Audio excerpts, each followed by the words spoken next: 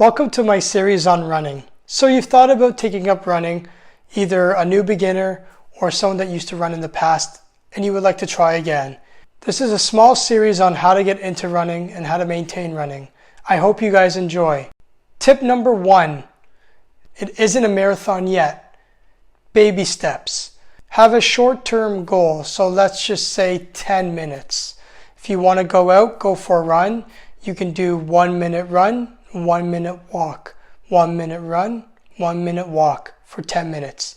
That means it would be 5 active running minutes and 5 rest minutes while you're still walking.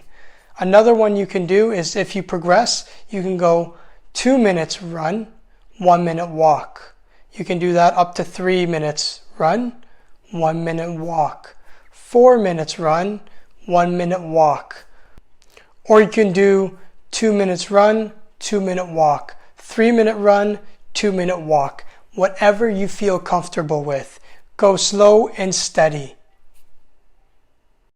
Tip 2, most people when they start to run feel a little bit of pain, like in the stitch in the side of their abdominal area.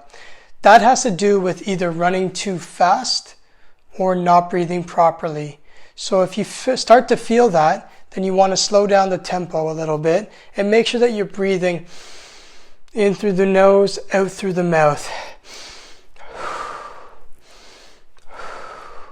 Making sure that we're keeping a great rhythm while we're running. Tip number 3. Now, this is a personal thing. I love music. I don't play music. I don't have an ear for music. I don't know how to play music or read music, but music helps me. I put on some of my favorite songs onto my iPod and I start to run. And before you know it, you've already ran a good distance.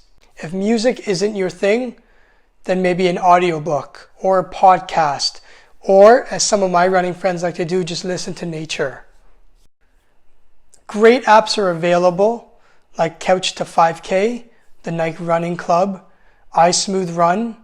There's so many more other apps that you can use that tell you about your tempo, your pace, your distance, your calories burned, stuff like that. It gives you a GPS route as well.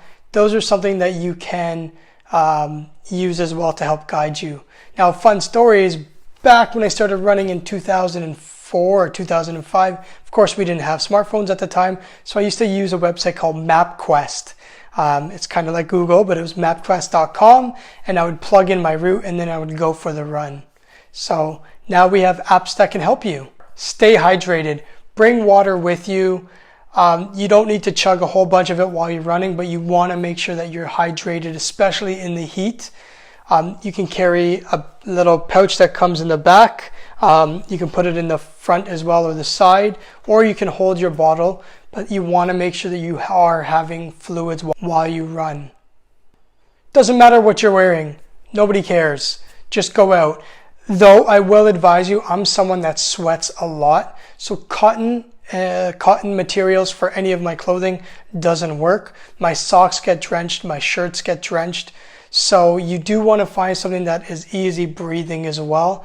I'm a big fan of the Nike brand because they have some proprietary secret out there that helps keep the sweat in, but I use them. There's so many other brands. Just make sure you find comfortable clothing, but it doesn't matter about the brand or how much money it is. You can go to, I'm not going to name a name, but you can go to a place and just buy a t-shirt and running shorts and socks. It doesn't really matter.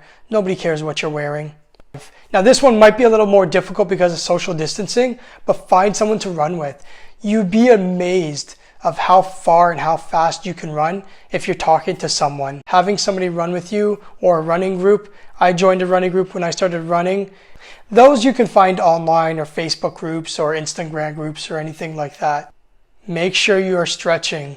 I'll post a video later on about stretches that I like to do. Should you stretch before the run or after the run? There is a great big debate if you should stretch before or after.